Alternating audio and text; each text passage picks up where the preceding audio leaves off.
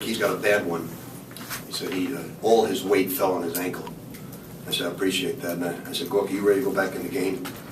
And he said, yes, just give me a minute. So he's in a lot of pain. That was great. A great performance by him. Great performance by Shane. Terrific rebounding night by Chris Smith. Really proud of our guys. Played a hell of a basketball game. This team gives everybody fits. From beating Notre Dame, beating Connecticut, beating Florida in 2 overtimes, had Georgetown on the road. They shoot the ball really well, makes it very difficult, but we rebounded.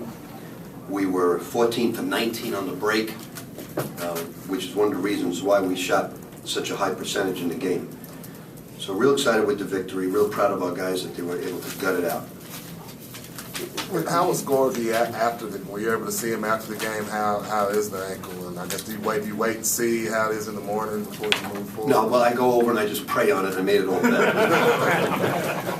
Of course I see him after the game. I mean, I asked how he was. I didn't ask. Well, I'm not a doctor. How do I know that? I mean, did you see him like taking a step or something? I mean, did you well, see him walk? He's got a sprained ankle. Okay, well, that's what I was asking. I mean, it wasn't a difficult question, I don't think. Well, it's difficult because how would I know? I asked you played the sport, right? No, you have a sprained ankle. I asked you how he was doing. Yeah, but here's the deal with a sprained ankle. I'm not breaking your shit. Here's the deal. The next morning, you wake up and you see how much swelling you have. You won't know anything now on a sprained ankle until the next morning. That's what I said. And I'm telling you the answer. Okay.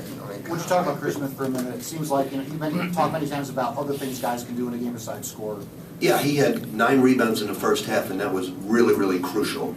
Because when you look at, we gave up 10 threes, and we made some really, really bad mistakes on rotations when we went from zone to man.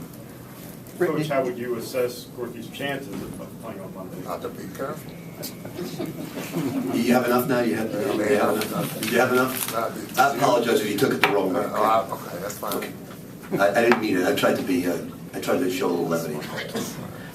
I have no idea. I think what happens in this, what I've seen in the past, you can play on it, but then it's going to, what the referee says, it'd be very difficult. Now, if it's a high ankle sprain, he's not playing. It's not a high ankle sprain. So he'll take off tomorrow, he'll rest it. I would say it's doubtful if I had to guess. How difficult does that make, considering you rely on him so much in terms of minutes and playing and things like that? How difficult of a challenge? Very difficult. You talk about Shane for a second. Why was he able to do what he did today in terms of productivity? Was it the kind of team that you were playing, or was it just he had a really good night? Well, I think he's added some new dimensions to his game. And you saw it against, who do we play before Seton Hall? Nova. I think you saw it starting in that game. I think he's doing things. He always just was the strongest guy on the team, so he just relied on his athleticism. Now he's doing things fundamentally that from going like to the baseline out, timing his jump. He realizes now, instead of floating on the perimeter, how much he can score by being an offensive rebounder. He's treating every pass as if it's a shot to him. Rick, I don't know what Chris Smith is averaging, but before today, did you consider him a good rebounding guard? Has he been somebody you would consider a good rebounding Tough player? Questions today. I don't know how to answer these things because it's you just look at the statistics, Right. and I think what Gorky and Shane would do, and I think when you take Russ didn't do this, but he did. If a team takes a lot of long jump shots, there's a lot of rebounds that are going to come to the ground. And it's up to the beginning of the year we weren't doing this. It's up to the guards to go chase down the rebounds, and that's what he was doing. And Russ didn't do that tonight. Russ kept leaking out, and it was causing, like, the one play at the end of the game when Kyle should have had the steal, Russ was already leaking out, and that type of play hurts you. Right now you're tied for 5th in the Big East with this win, at least for this moment. What does this win do for you in the big picture of the race? You talked earlier about having a certain number of wins for the final 9 games. It's this league is so unforgiving. So, I think when we were in Conference USA, or you guys remember being in the Metro, I think you could look at your talent and say, you could look at a schedule and say, we play well, we can get this win. This one will be tough. This one, you just can't do that in the Big East. You really can't. It's sometimes like a week to 2 weeks ago, nothing was making sense in the Big East.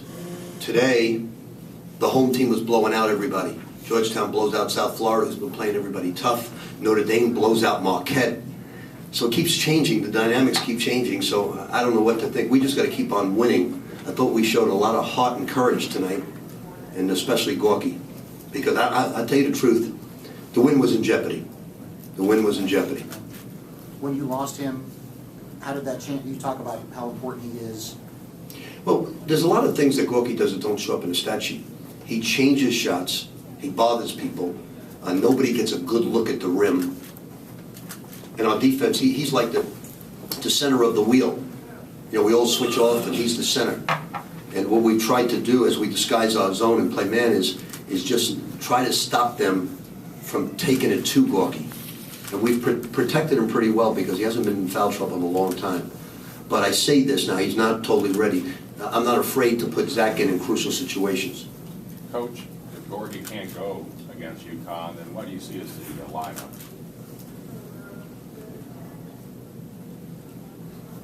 I guess we'll have to go with Zach because of Drummond.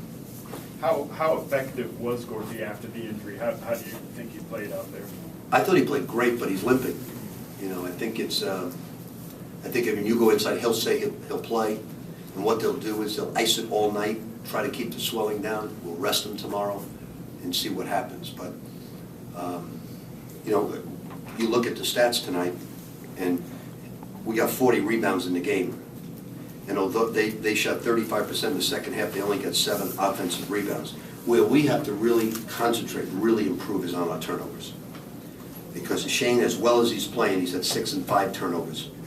And he doesn't need to do that. He's too smart a player for that. What stands out about UConn?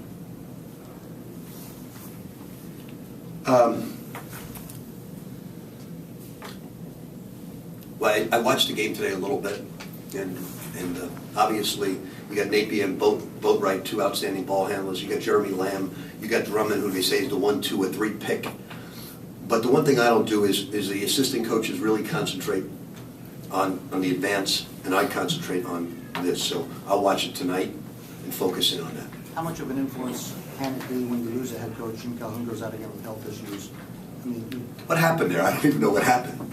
he's got back problems, and he's in such pain that he can't even be on a plane, he says. Is it about Mike Rice? Oh, Jim Calhoun. Oh, you were talking I'm about? talking about for UConn. Oh, I'm sorry. No, for Monday. You could answer about Rice. Okay. So Calhoun's out. Does that affect the team? How does it affect the team when it loses head coach, especially?